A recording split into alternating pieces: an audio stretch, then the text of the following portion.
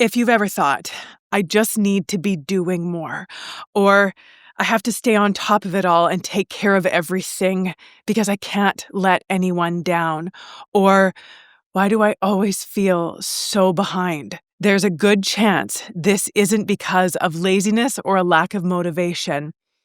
It's because of shame, but not the obvious kind. I'm talking about that quiet, hidden shame that shows up as people-pleasing, as perfectionism, and as always trying to prove you're enough, but never quite feeling like you are. And I'm going to explain how this is all connected and what you can start to do to start healing from this kind of shame in just a second. But first, if you're new here, welcome to our incredible little corner on the internet. Take a second, introduce yourself in the comment section below. If you're back again, always good to have you. My name is Julia Christina, and I am a registered clinical therapist, a researcher, a coach, a speaker, and the author of my book, Drive Your Own Darn Bus. And I help heart-centered humans think better, feel better, live better, and have better so that they can like themselves and their lives more every day. So when you grew up in a home where your needs are denied, or where you were put down for not always meeting or exceeding expectations, or where love seemed hard to get or felt very conditional, then that is the perfect breeding ground for shame to start settling in. You learn through this shame that if I'm just good enough or helpful enough or easy enough or get the best results, then I will finally get the love that I am craving, that I am needing. So you adapt accordingly, and your brain learns that in order to get the love and affection and attention that you are craving, you have to become the good one, the pleasing one, the caretaking one, the easy one, the overachieving one. Not because that's actually the full story of who you are, but because deep down you're afraid that showing your messy, authentic, imperfect, full self will be criticized, will be rejected, will not be good enough or worthy enough to be loved. So where does this all come from in the first place?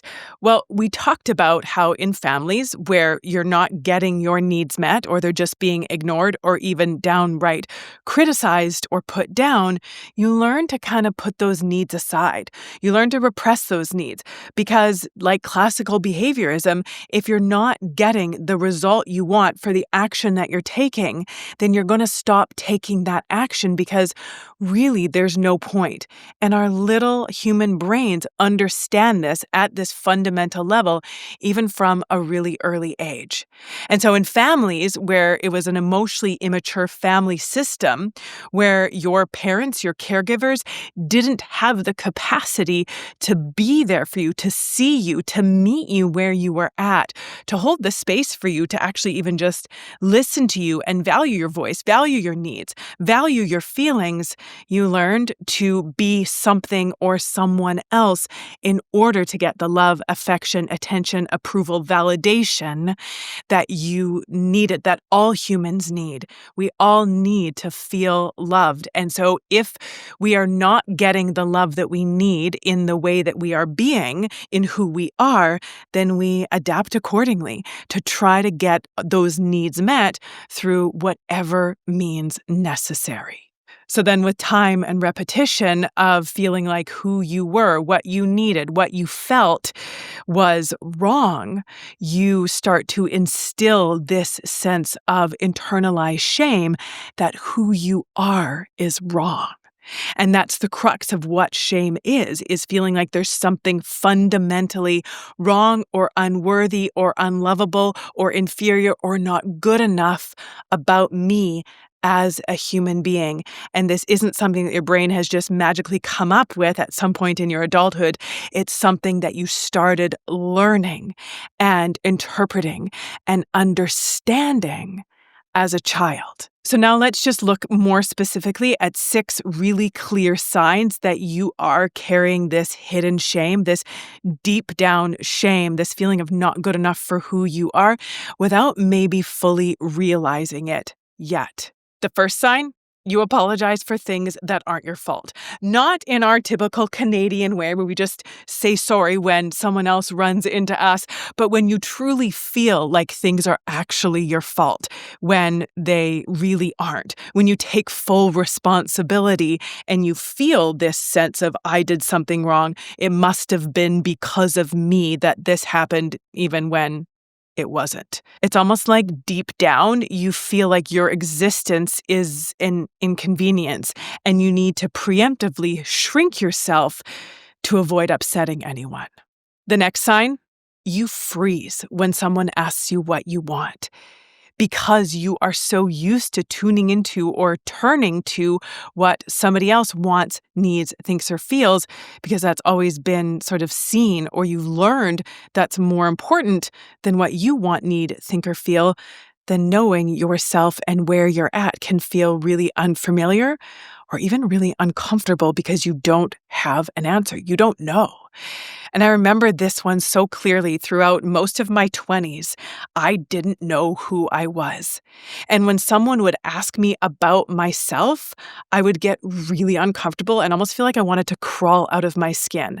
I really didn't know who I was, what I liked, what I was passionate about, what was important to me outside of my roles. I could identify myself and I could talk about myself to the extent that I was a daughter, I was a sister, I was a student, I was an employee.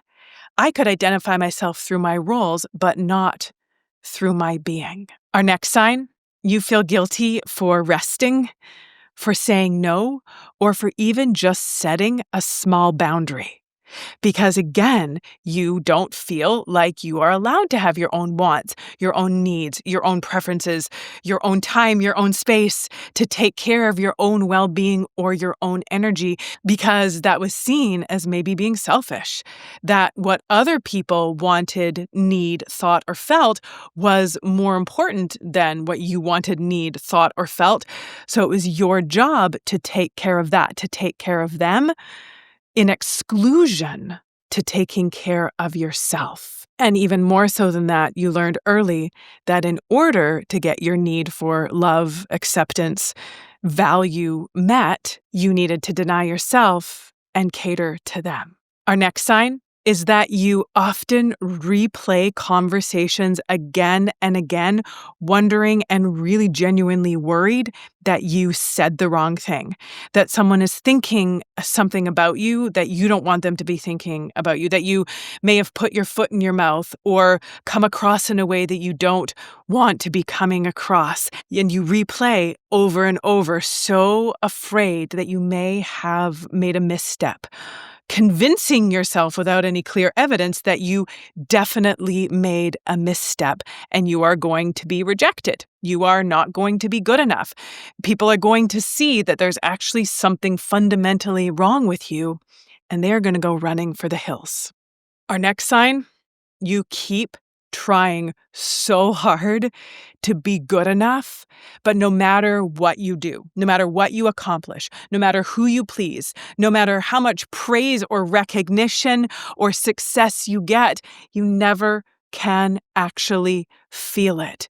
You're exhausted from trying so hard to be good enough, and you don't want it to feel so hard, but you still don't feel good enough, and you don't know what else you can do. So then shame tries to get you to believe that there's nothing you can do to actually be good enough because you just aren't. You are fundamentally flawed. There is something fundamentally inferior about you as a human being.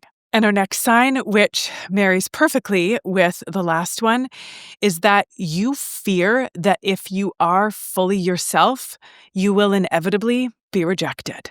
Because at some or probably many points in your development, you learned that scribbling outside of the lines cost you connection, cost you approval, maybe even cost you feeling loved.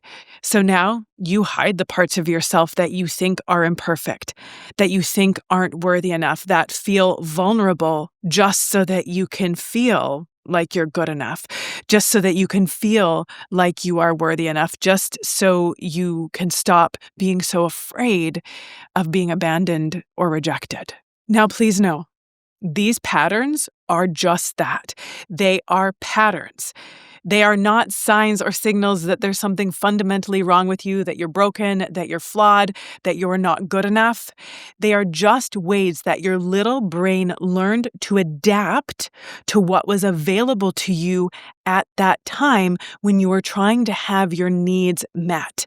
They are things that you learned, that you absorbed, that you took in, that you took on, but they are not who you are. They are how you learn to be. And in a lot of cases, they're not even your own thoughts. These thoughts about not being good enough, not being worthy enough, not meeting the mark, not being capable enough, not being competent enough.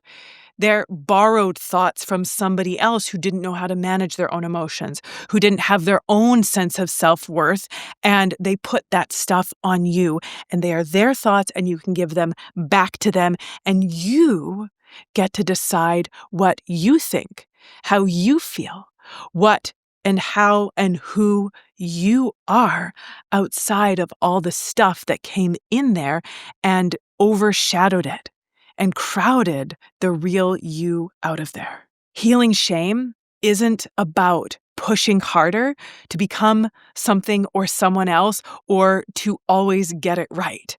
That is what shame tells us we need to do. And so in order to break through that shame, in order to heal that shame, we need to do the opposite of that. We need to move into radical acceptance of who we truly are, about meeting ourselves for who we truly are. And one way that we can do that is we can learn to quiet down the noise by getting more connected to ourselves through mindfulness, through practicing mindfulness. And I don't mean the kind of mindfulness where you just have to sit there with a completely empty mind and not think about anything for hours on end. For many of us, that sounds treacherous and pretty much impossible, especially those of us who tend to have a busier brain. And if that's your thing, power to you. But for the rest of us, getting back to ourselves often requires being guided into that place of quieting the noise, of not getting so caught up in whatever thoughts come into our minds. And I have an exercise that's going to be amazing for that for you. It's my 10-minute guided mindfulness exercise. And this one is a really powerful first step to help you just create space between yourself and whatever thought is coming into your mind telling you that you're not good enough, you're not worthy enough, you're not lovable enough, you need to be or become something or someone else in order to be good enough.